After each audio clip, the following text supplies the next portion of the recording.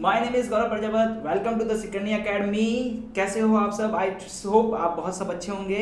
और जैसा कि आप सभी को पता है कि अब हम निर्देशांक ज्यामिति पढ़ रहे हैं और निर्देशांक ज्यामिति में हम बहुत सारी चीज़ें पढ़ चुके हैं। जैसे कि निर्देशांक ज्यामिति का जो बेसिक चीज़ है जिसके अंदर हमने पढ़ा था, चतुर्थांश पढ़ा था, निर्देशांक पढ़ा था। उसके बाद में हमने दो बिंदुओं के बीच की दूरी देख पड़ी थी कि जैसे कि हमारे पास दो बिंदु है, किसमें है, हमारे पास 2D में बिंदु है, दो अक्षों के बीच में दो बिंदु है, उन दो बिंदुओं के बीच की दूरी हमने कैसे निकाली थी। और इसके जस्ट पहले वाला जो लेक्चर था उसके अंदर हमने बाह्य अंतर्विभाजन के बारे में समझा था और मैंने कहा था कि जो हमारा अगला लेक्चर्स आएगा उसके अंदर हम बाह्य विभाजन के बारे में पढ़ेंगे। तो इससे पहले वाले लेक्चर्स में हमने अंत्य विभाजन पढ़ा था और अंत्य विभाजन का फॉर्मूला देखा था, इसके साथ साथ हमने उसका प्रूफ भी देखा था। तो आज हम शुरू कर रहे हैं हमारा नया टॉपिक,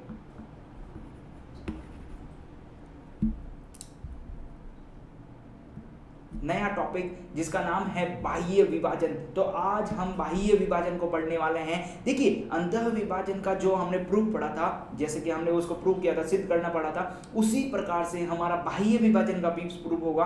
तो आपको उन दोनों में से किसी एक को याद करना है और एज इट इज वैसे का वैसे ही लगाना है। अब देखिए, ये बाह्य विभाजन क्या होता है। सबसे पहले हम ये चीज समझते हैं कि ये बाह्य विभाजन होता क्या है, उसके बाद में हम ये देखेंगे कि इसका फॉर्मूला क्या आता है। देखिए, मैंने पिछले वाले वीडियो लेक्चर्स में भी बताया था आप सभी को कि जो हमारा बाह्य अंतः विभाजन है उसका जो प्रूफ है वो एग्जाम में इतना इंपॉर्टेंट नहीं है, जबकि हमारा वो जो फॉर्मूला है वो सबसे ज्यादा इंपॉर्टेंट है। तो यहाँ पर भी बाह्य विभाजन में भी हमारा फॉर्मूला इंपॉर्टेंट है, ना कि उसका प्रूफ। यदि by chance in the case आपके एग्जाम में बाह्य विभाजन या अंतः विभाजन का किसी का भी एक प्रूफ आ जाए तो उसको आप बहुत ही ज्यादा इजीली कर सके, इसके लिए आपको कल समझाया गया था कि आपको बाह्य विभाजन के अंतः विभाजन का सिद्ध करने वाला कैसे करना है। तो आज हम चलते हैं बाह्य विभाजन की तरफ। तो बाह्य विभाजन के लिए सबसे पहले ये चीज सीखते हैं कि ये बाह्य विभाजन होता क्या है। देखिए, अंतः विभाजन तो करना बहुत ही आसान है और बहुत ही इजी है, आप सभी को पता है कैसे किया जाता है। जैसे कि हमारे पास दो बिंदु है, उनसे मिलने वाली एक रेखा होगी, उस रेखा के बीच वाला कोई बिंदु होगा तो वो हमारा अंतः विभाजन कहलाएगा। लेकिन यही मान लेते हैं कि यही बिंदु आपका बाहर की तरफ है। बाहर की मतलब कैसे है, जैसा कि मैं आपको यहाँ पर समझाऊं, एक बार पेन चेंज कर लेते हैं। देखिए, जैसा कि मेरे पास क्या होता है, ये हमारे पास एक्सिस होती है, आप सभी ने देखी होगी। इससे पहले वाला जो हमने डायग्राम देखा था वहां पर हमने अंतः विभाजन के बारे में देखा था। इस बार हम थोड़ा बाह्य विभाजन के बारे में देखें। ये 0 है, ये एक्स एक्सिस है, एक्स अक्ष है, और ये क्या है हमारे पास, वाई अक्ष।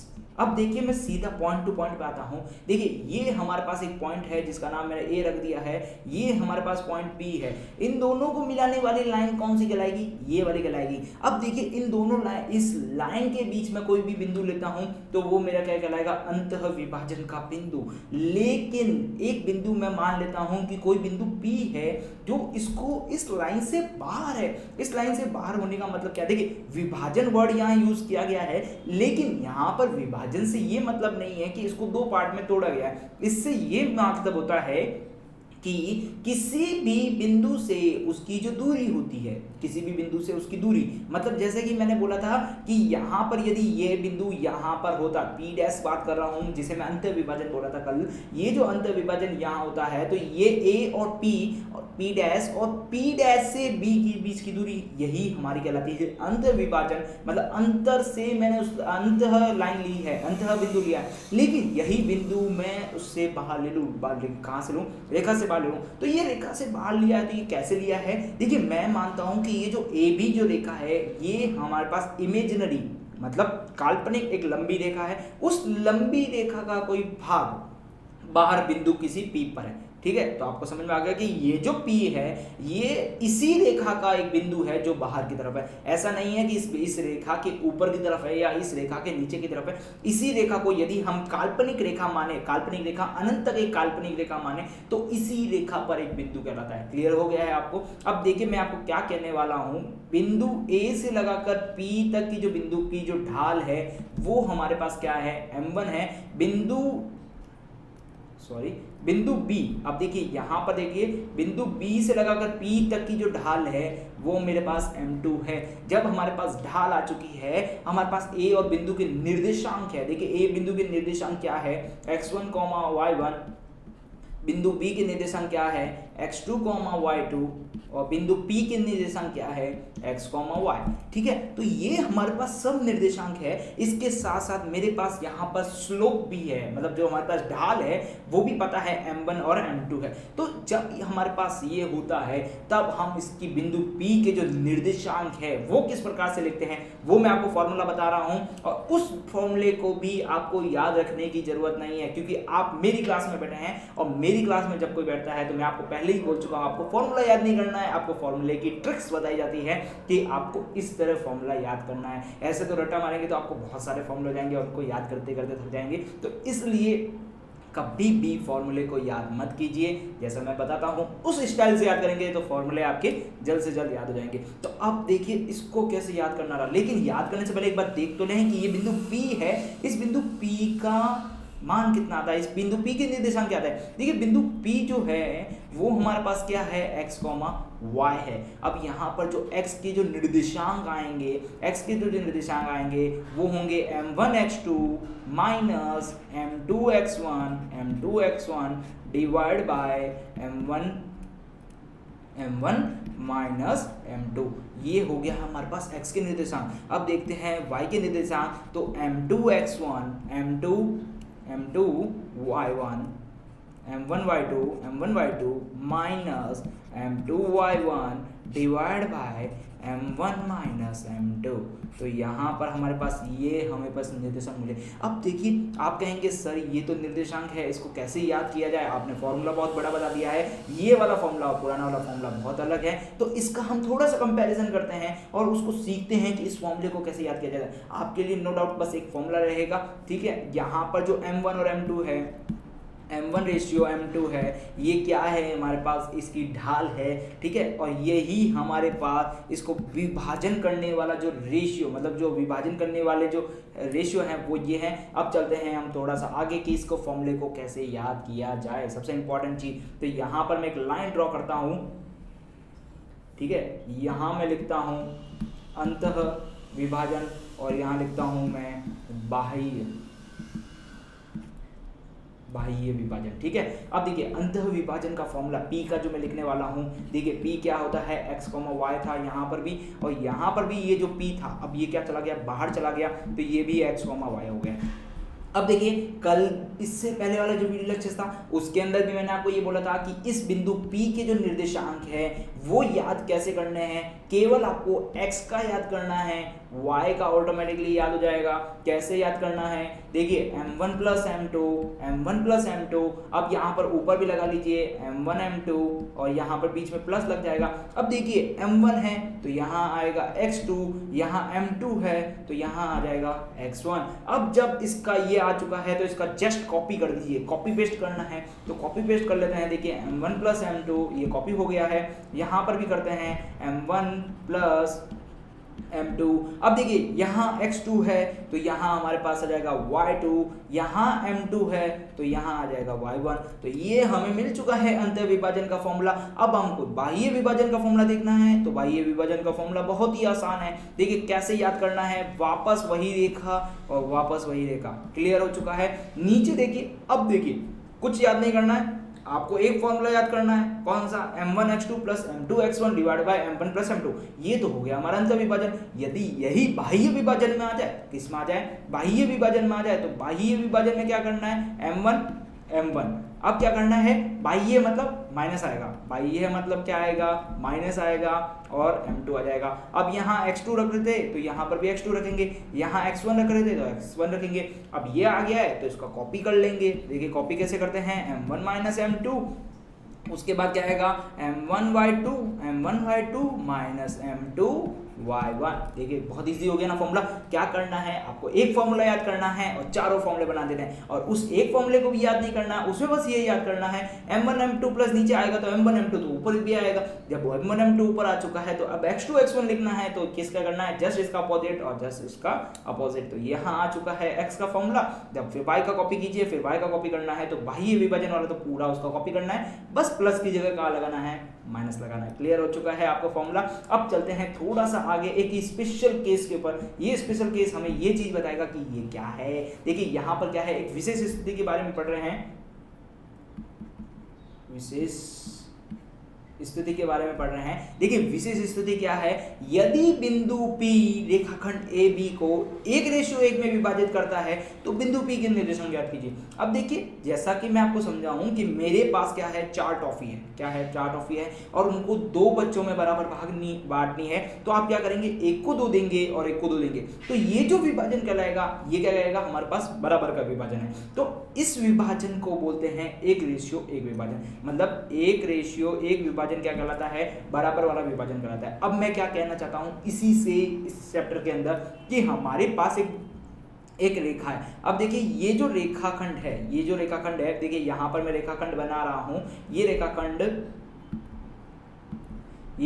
का निर्देशांक ये A है और ये रेखाखंड का निर्देशांक क्या है, बिंदु P है। ठीक है, अब देखिए इस बिंदु A और बिंदु B को मिलाने वाली रेखा ये होगी। अब इसको जो बिंदु P है, ये जो बिंदु P है, इसको क्या कर रहा है, बराबर भागों में तोड़ रहा है। जब इसको बराबर भागों में तोड़ा जाता है तो उसका जो रेशियो आता है, वो क्या आता है, 1:1। क्या आता है, 1:1। जैसे मैं बोलूँ कि 2 इसको टॉफी दी और 2 इसको टॉफी दी, तो 2 क्या हो गए, बराबर हो गए। अब जब 2/2 करेंगे तो आंसर क्या आएगा, 1/1 आएगा।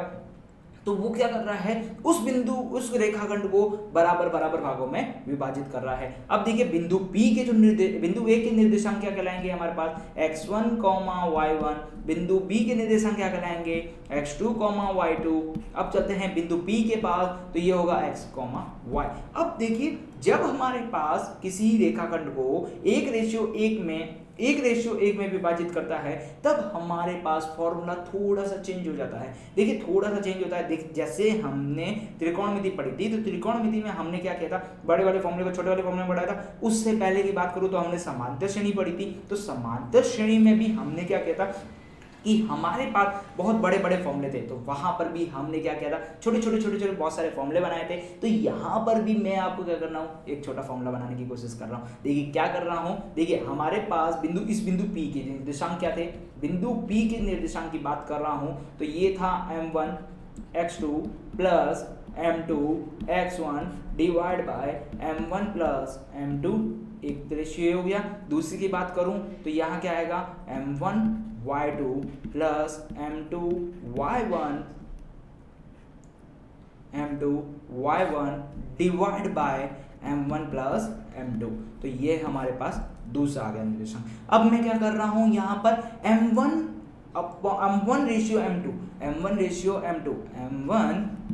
रेशियो m2, इसको मैंने मान लिया 1:1। तो जब ये हमारे पास 1:1 हो गया है, तो जहां पर m1 m2 रखा हुआ है वहां पर क्यों ना मैं 1:1 रख दूं। तो जब फटाफट इस फॉर्मूले में 1:1 रखते हैं, तो 1:1 रखने के बाद देखिए 1x2, फिर आएगा m2 की जगह क्या गया, फिर से 1x1 डिवाइड बाय नीचे क्या आएगा 1 + 1। इसी ढंग से यहाँ पर भी आएगा 1y2 plus 1y1 divide by 1 + 1, इस तरह आएगा। अब देखिए ये 1 इस x से मल्टीप्लाई होगा। अब यहाँ पर ये सारे जो साइन है वो सब किसके हैं, मल्टीप्लाई के साइन है, मतलब गुणा के साइन है। तो गुणा करते हैं, तो गुणा करने के बाद ऊपर क्या आएगा, x2 plus x1 divide by 2। यहाँ पर क्या आएगा y2 plus y1 divide by 2। तो ये हमारे पास बहुत सिंपल सा फॉर्मूला बन चुका है, x2 plus x1 divide by 2, y2 plus y1 divide by 2। अब देखिए इसको मैं ट्राई करके दिखाता हूँ। जैसे कि मेरे पास क्या है, 4 टॉफी है, 4 टॉफी को मुझे बराबर भागों में बांटना है। तो एक के पास कितनी आएगी, 2, और एक के पास कितनी आएगी, 2 आएगी। तो मैंने क्या किया है, बेसिकली 4 डिवाइड बाय 2 किया है, तो आंसर कितना आया है, 2 आया, क्योंकि 4 ऑफ इसको दो बराबर भागों में डालना है, तो 4 डिवाइड बाय 2 करेंगे, 4 डिवाइड बाय 2 करने से 2 आंसर आया, तो मतलब एक को 2 देनी है और दूसरे को भी क्या देनी है, 2 देनी है। तो उसी प्रकार से मैं इस रेखाखंड को बराबर बराबर भागों में तोड़ रहा हूं, 1:1 में तोड़ रहा हूं, तो उसके जो निर्देशांक क्या आएंगे, x2 plus x1 divide by 2, y2 plus y1 divide by 2।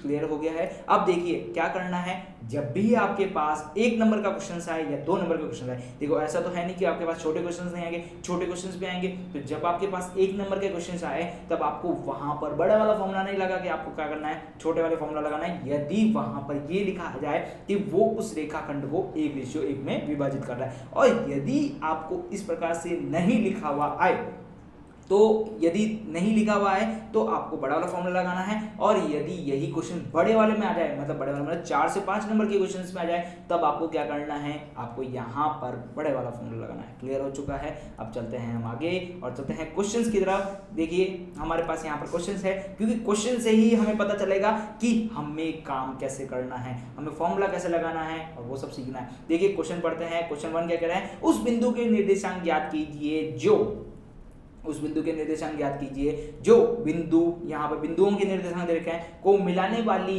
रेखा को 2:3 में अंतः विभाजन करता है। अब देखिए यहाँ पर मैं आपको एक अंडरलाइन करने वाला हूँ, अंतः विभाजन का फॉर्मूला हमें याद है। दूसरा हमें देखिए मैं अंडरलाइन कर रहा हूँ यहाँ पर 2:3 में कर रहा है। 2:3 मतलब क्या हो गया, m1:m2। क्लियर हो चुका है। अब देखिए कौन कौन से बिंदु है, तो ये रहा हमारे पास बिंदु ए और ये रहा हमारे पास बिंदु बी। क्लियर हो चुका है। इतना सब कुछ क्लियर होने के बाद अब क्या करना है, उस बिंदु के क्या निकालने हैं, निर्देशांक निकालने हैं। तो उस बिंदु के निर्देशांक निकाल देते हैं। ठीक है। अब देखिए क्या करने वाला हूं, उस बिंदु के निर्देशांक निकालने वाला हूं। तो इससे पहले देखिए मैं आपको एक छोटी सी बात बताने वाला हूं कि यदि आपके एग्जाम पेपर में अंतः विभाजन नहीं दिया गया हो तो आप उसको बाय डिफॉल्ट अंतः विभाजन मानेंगे। मतलब यदि अंतः विभाजन नहीं दिया गया तो भी अंतः विभाजन मानना है, यदि बाह्य विभाजन दिया गया है तो हमें बाह्य विभाजन का फॉर्मूला लगाना है, और यदि कुछ भी नहीं दे रखा है, माना कि ये नहीं दे रखा हो, बोले हो विभाजित करती है केवल, तो आप उसको अंतही विभाजन मानेंगे। तो ये डाउट आपको रखना चाहिए, क्लियर हो जाना चाहिए। अब चलते हैं क्वेश्चन की तरफ। देखिए क्वेश्चन कैसे करना है। सबसे पहले बिंदु ए के जो निर्देशांक है वो कितने हैं, -2,1। बिंदु बी के जो निर्देशांक है वो कितने हैं, 5,4। ये हो चुका है। अब इसको क्या मानेंगे हम, x1, y1 मानेंगे, इसको मानेंगे x2, y2। मान चुके हैं m1 m2 हमें पता है। अब चलते हैं फॉर्मूले की तरफ। तो फॉर्मूला क्या है, बिंदु P का फॉर्मूला है हमारे पास क्या है, m1x2 plus m2x1 divide by m1 plus m2, comma. अब तक आपको ये फॉर्मूला याद हो जाना चाहिए। क्या है हमारे पास formula, m2y2 plus m1y1 divide by m1 plus m2। यदि आपको याद नहीं हो रहा है तो आप मेरे साथ याद करते रहिए, बोलते रहिए, तो आपको जल्दी याद हो जाएगा। तो आप फटाफट इस फॉर्मूले में वैल्यू रख लेते हैं। देखिए m1 की जो वैल्यू है यहाँ पर कितनी है, 2 है। x2 की वैल्यू, अब देखिए x2 की वैल्यू कहाँ से लानी है, हमें यहाँ से कंपैरिजन करनी है। तो फटाफट यहाँ से कंपैरिजन कीजिए। x2 की वैल्यू यहाँ पर कितनी है, 5 है, तो इसको मल्टीप्लाई नहीं करना है। देखिए यहाँ पर आप ब्रैकेट बना लीजिए, ज़्यादा फायदेमंद रहेगा। यहाँ पर सबसे इंपॉर्टेंट चीज, आप ब्रैकेट का ही इस्तेमाल ज़्यादा कीजिएगा ताकि आपको मल्टीप्लाई का साइन नहीं लगाना पड़े और जगह कंज्यूम ना हो। दूसरी चीज आपको याद रहे माइंड सेट में कि यहाँ पर हमें मल्टीप्लाई करना है। प्लस m2 की जो वैल्यू है यहाँ पर 3 है। x1 की वैल्यू देखिए यहाँ -2 है, तो हमें -2 को तो ब्रैकेट में ही क्लोज करना पड़ेगा। ये हमने लेक्चर नंबर 1 में बात कही थी, तो इसका बहुत ध्यान रखना है। 2 + 3, कॉमा। अब देखिए m2 की जो वैल्यू है यहाँ पर 3 है। y2 की जो m2 y1 और यहाँ y2। क्लियर हो चुका है। अब देखिए m2 y1 की वैल्यू कितनी है यहाँ पर, y2 m2 की वैल्यू 3 हो चुकी है और y1 की वैल्यू देखिए y1 की वैल्यू यहाँ पर कितनी है 1 हो चुकी है प्लस m1 की वैल्यू कितनी है यहाँ पर 2 हो चुकी है ब्रैकेट क्लोज y2 की वैल्यू यहाँ पर कितनी है 4 और यहाँ पर नीचे कितना आएगा 3 + 2। अब बोलेंगे सर आपने तो यहाँ 2 + 3 लिखा है यहाँ पर 3 + 2, अरे यहाँ पर प्लस है, प्लस में आगे पीछे चलता है, माइनस में आगे पीछे नहीं चलता है, इसका थोड़ा सा ध्यान रखिएगा। देखिए आप छोटी छोटी चीज़ों को याद रखिएगा कि प्लस में आप कहीं से भी आगे कीजिए पीछे कीजिए कोई प्रॉब्लम नहीं है, लेकिन जब आपका माइनस आए तब आपको थोड़ा सा ध्यान रखना पड़ेगा। अब चलते हैं आगे, देखिए इसको थोड़ा सा यहाँ से सॉल्व करके जाते हैं। 5 दूनी 10 हो चुका है, 3 दूनी 6 हो चुका है, तो यहाँ पर अपने पास क्या मिला है 10 मिला है और माइनस का 6 मिला है और नीचे हमें 5 मिला है। ठीक है, उसके बाद कॉमा करते हैं, उसके बाद यहाँ पर चलते हैं वापस। देखिए 3 एकम 3 मिला है, 4 दूनी 8 मिला है और नीचे कितना है 5 है। 3 एकम 3 मिला है प्लस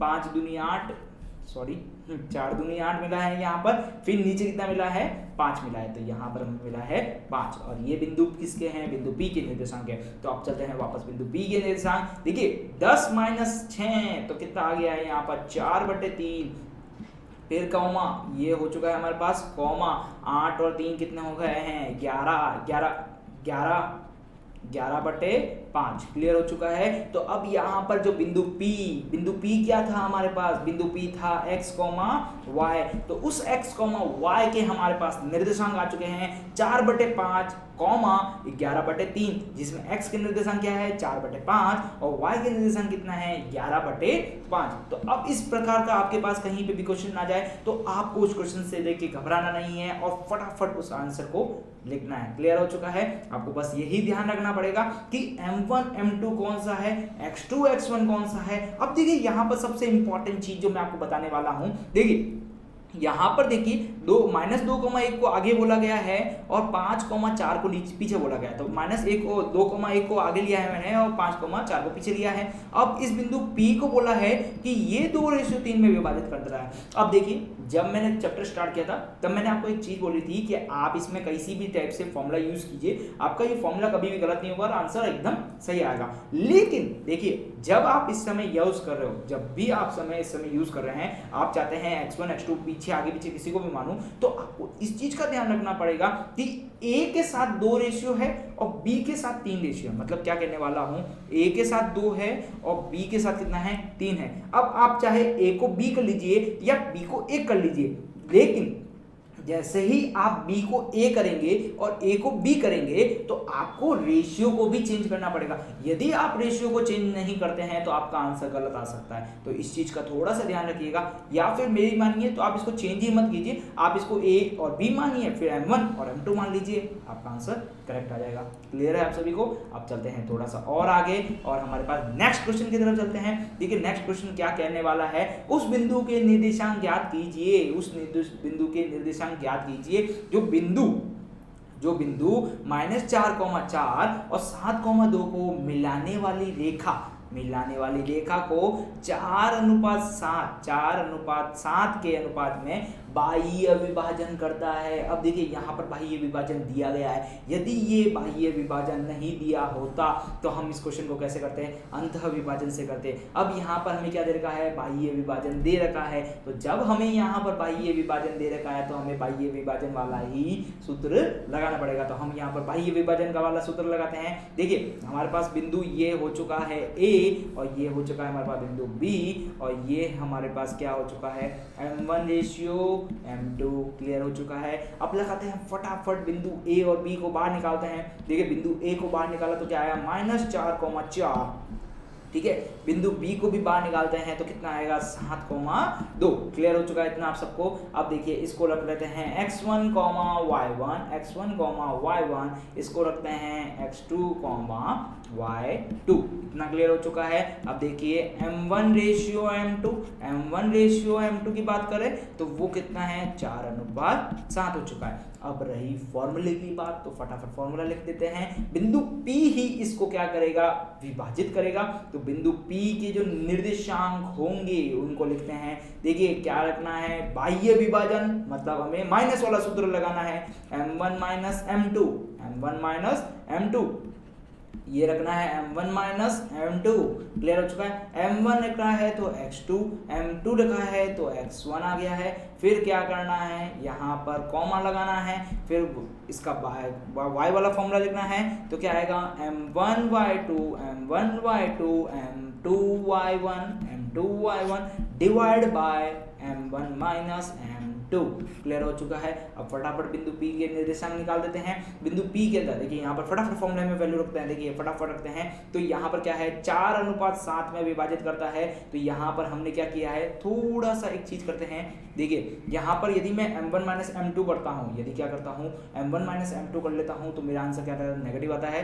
तो कोई बात नहीं, यहाँ पर 4:7 रख देते हैं। अब देखिए यहाँ पर नेगेटिव आए तो आपको घबराना नहीं है, क्योंकि हमारे जो निर्देशांक होते हैं वो ऋणात्मक में भी होते हैं और धनात्मक में भी होते हैं। तो फटाफट करते हैं, देखिए 4-7 कर दिया है यहाँ पर। अब देखिए m1 की जगह हम रखते हैं 4, m1 की जगह क्या रखा है 4, और x2 की जगह हमने क्या रखा है 7, फिर रखा है माइनस m2, देखिए m2 की जगह हमने कितना रखा है 7, और x1 की जगह कितना रखा है -4, क्लियर हो चुका है। अब कॉमा लगाएंगे, उसके बाद देखिए 4-7 m1 की जगह देखिए m1 कितना है 4, ब्रैकेट क्लोज 7, y2 की वैल्यू कितनी है यहाँ पर 2, माइनस साइन m2 की जो वैल्यू है हमारे पास 7, y1 की जो वैल्यू है वो कितनी है 4, ब्रैकेट क्लोज, और हो गया। अब यहाँ से थोड़ा सा सॉल्व करते चलते हैं। 4-7 कितना आएगा, -3 आएगा। ऊपर देते हैं साम 14 के 7 चौक 28 आ गया। तो अब देखिए यहाँ पर चलते हैं वापस पीछे,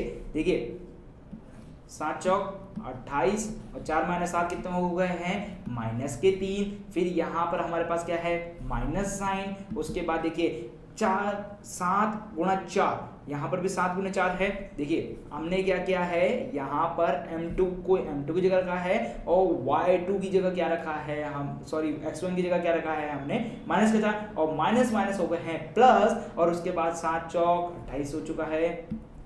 तो यहाँ पर लगाते हैं प्लस के 28, कॉमा बिंदु P के जो हम निर्देशांक निकाल रहे हैं। अब देखिए यहाँ पर चलते हैं, तो यहाँ पर हो गया है 4 दूनी 8, और यहाँ पर हो गया है 28, वापस 4 दूनी 8 -28 डिवाइड बाय -3। तो यहाँ पर वापस पीछे चलते हैं, देखिए यहाँ पर हो गया 4 दूनी 8 और 7 चौक 28 डिवाइड बाय 7 - 4, तो हो गया है -3।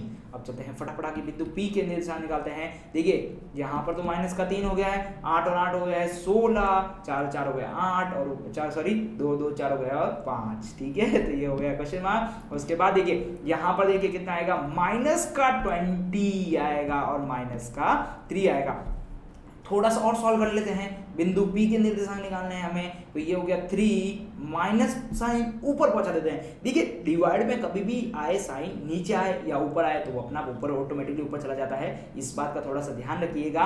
-5/6 कॉमा माइनस साइन से माइनस साइन कट चुका है और हो चुका है 20/3। तो इस तरह हमें बिंदु P के निर्देशांक मिल चुके हैं। और ये जो बिंदु P था, इस AB रेखाखंड को बाह्य विभाजित कर रहा था। इस AB रेखा को हम कहाँ विभाजित कर रहे थे, बाह्य विभाजित कर रहे थे। अब मैं आपको एक बात बताना चाह रहा हूँ, देखिए जब हमने अंतः विभाजन की बात कही थी तब हमने किसका यूज किया था, रेखाखंड का यूज किया था। और जब हमने बाह्य विभाजन के बारे में बात कही थी तब हम यहाँ पर रेखा को यूज कर रहे हैं। तो रेखा क्या होती है, अनंत तक चलती है, और ये जो रेखाखंड होती है ना वो एक फिक्स रेखा होती है, मतलब उसके अंत प्रारंभिक बिंदु और अंतिम बिंदु होता है। तो इसलिए रेखाखंड और रेखाखंड में अंतर है। तो जो अंत्य विभाजन आएगा ना तो उसके अंदर आपको मोस्टली जो आंसर होगा वो या तो रेखाखंड मिलेगा या वहाँ पे भी आपको रेखा भी मिल सकता है, लेकिन मोस्टली आपको क्या मिलेगा, रेखाखंड मिलेगा। लेकिन जब कभी भी बाह्य विभाजन का फॉर्मूला है, सूत्र मतलब लगाने के लिए क्वेश्चन आएगा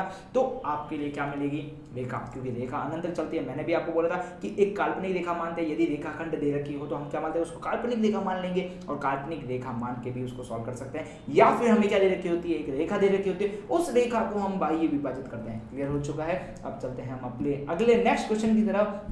देखिए अगला नेक्स्ट क्वेश्चन क्या कहता है कि एक एक्स अक्ष है जो बिंदु A और B को मिलाने वाली रेखा को किस अनुपात में विभाजित करता है। अब देखिए यहाँ पर हमें फिर से अनुपात पूछा है, लेकिन अनुपात तो पूछा है, अनुपात क्या है हमारे पास, m1 रेशियो m2 पूछा है, और हमें बिंदु P के भी निर्देशांक नहीं दिए गए हैं। बिंदु P के जो निर्देशांक होते हैं x, y वो भी नहीं दे रखे। तो अब हम फॉर्मूले को कैसे यूज करें, यहाँ पर सबसे बड़ा क्वेश्चन मार्क हो जाता है। तो आज मैं वो आपको चीज सिखा रहा हूँ जिससे हम ये देखेंगे कि किसी भी यदि जब कभी भी हमें यदि m1 रेशियो m2 मतलब m1 अनुपात m2 नहीं दिया गया हो और बिंदु P के निर्देशांक दे रखे हो, तब हम किस तरह क्वेश्चंस करते हैं। लेकिन ये वाला क्वेश्चन थोड़ा सा अलग है, वो भी हम देखेंगे। लेकिन आपको ये चीज ध्यान रखनी चाहिए कि जब भी आपको अनुपात नहीं दे रखे हो तब आप उस केस में किस तरह क्वेश्चन सॉल्व करेंगे। तो सबसे पहले इस क्वेश्चन को समझते हैं और इस क्वेश्चन को करते हैं कि क्वेश्चन कैसे होगा। तो इस टाइप के क्वेश्चन जब कभी भी आपको नहीं समझ में आए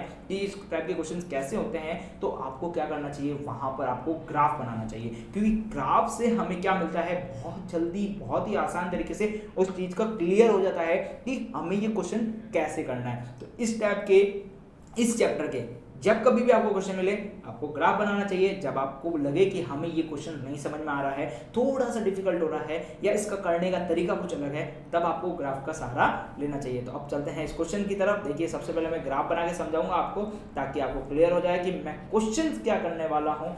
ये हमारे पास क्या है, ग्राफ है। इसमें मैं बात करूँ तो ये हमारे पास एक्स अक्ष है और ये हमारे पास क्या है, वाई अक्ष है।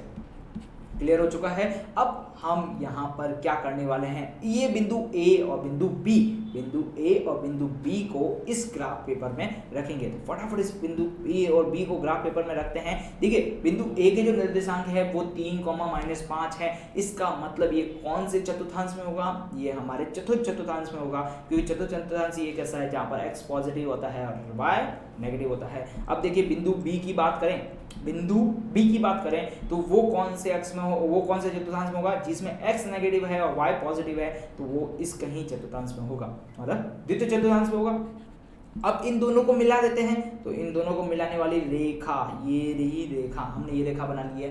ठीक है, अब इस रेखा को x अक्ष, यहाँ पर देखिए मैं अंडरलाइन कर रहा हूँ x अक्ष को, ये x अक्ष विभाजित करता है। तो ये रही हमारी x अक्ष और ये रहा बिंदु P जो यहाँ पर विभाजित कर रहा है। अब बिंदु P के जो निर्देशांक थे वो तो हमारे पास क्या थे, x, y।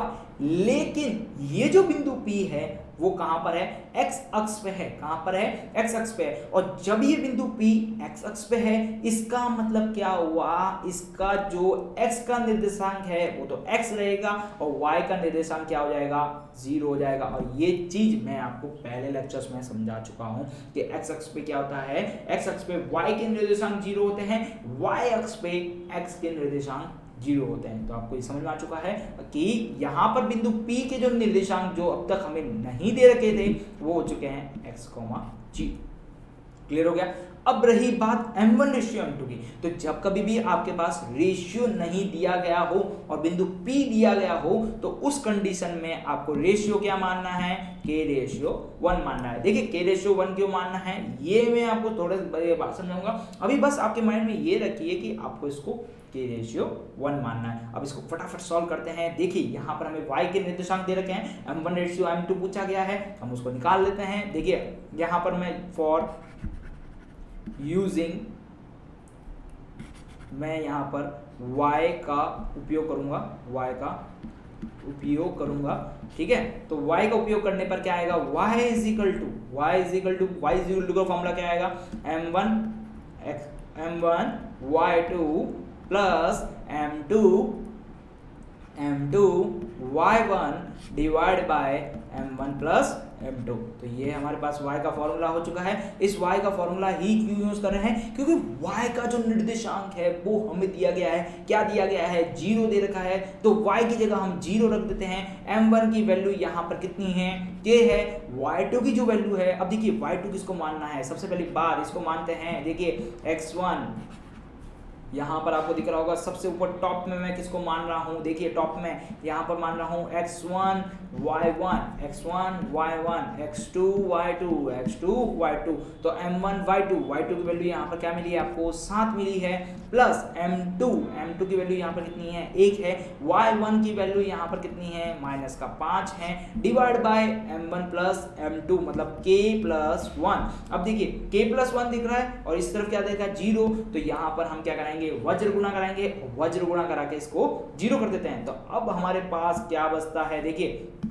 यहाँ पर बचा है k और यहाँ पर हो गया 7 प्लस 1 गुणे -5, 1 गुणे -5 माइनस के 5, ठीक है, और ये हो गया है 7k माइनस के 5 इक्वल टू 0, ठीक है। अब चलते हैं, देखिए 7k is equal to 5, k is equal to कितना आया है 5/7। देखिए हमने क्या माना है m1 रेशियो m2 को k अनुपात 1 माना है, k का जो मान है 5/7 आया है, अनुपात 1 आया है। अब देखिए क्या है ये, थोड़ा सा इसके ऊपर डिस्कस करते हैं। देखिए ये लिखा हुआ है m1/m2, क्या लिखा हुआ है m1/m2। रेशियो का मतलब क्या होता है, विभाजन नहीं होता है, डिवाइड ही होता है, तो मैंने वही लिखा है। इसकी मैं बात करूं तो यहाँ पर क्या लिखा है k/1 लिखा हुआ है।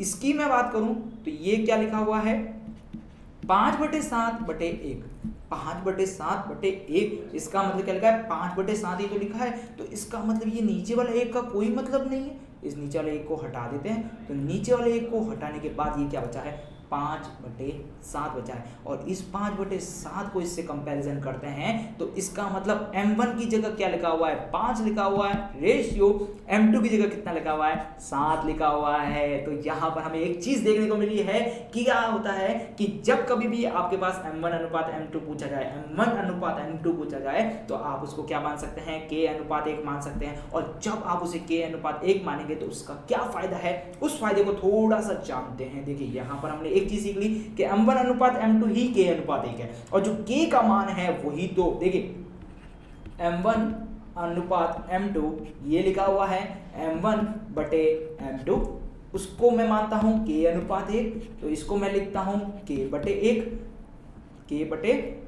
अब देखिए k/1 माना, अब देखिए मैं क्या लिख रहा हूं k का मान, यदि k का मान हमारे पास है, k का मान ही तो हमारे पास क्या है m1/m2 मतलब m1/m2। तो यहाँ पर हमें क्या बेनिफिट मिल रहा है, ये देखिए जब आप m1/m2 2 मानते हैं तो यहाँ पर आपको 2 चर मिलते हैं, लेकिन इसको थोड़ा सा k/1 मान लेंगे तो यहाँ पर आपको 1 चर मिलेगा। इससे ये फायदा होगा, देखिए जब आप m1/m2 मानते हैं तो आपको 2 इक्वेशन बनानी होगी, मतलब 2 समीकरण बनानी होगी, लेकिन जब आप k/1 मानते हैं तब आपको एक ही समीकरण बनानी पड़ेगी और एक ही समीकरण से आपका आंसर आ जाएगा। तो समीकरण जितनी कम बनाएंगे आपके लिए उतना ही ज्यादा फायदा होगा। तो यहाँ पर आपका आंसर कितना आया है 5:7। तो जब कभी भी आपको इस टाइप का क्वेश्चन दिखे, तो आपको उसको क्या बनना है k/1 मानना है। और यदि आज वाला वीडियो आपको अच्छा लगा है तो इसे लाइक कीजिएगा, अपने सारे दोस्तों में शेयर कीजिएगा और इस चैनल को सब्सक्राइब कीजिएगा। और आपको इस अनुपात से रिलेटेड किसी भी प्रकार का डाउट है तो आप हमें कमेंट बॉक्स में लिखिएगा, ताकि अगले आने वाले लेक्चर्स में हम उसको सॉल्व कर सकें। और इसके कुछ और भी अच्छे क्वेश्चंस हैं जो हम इसके नेक्स्ट लेक्चर्स में कराएंगे। Thank you.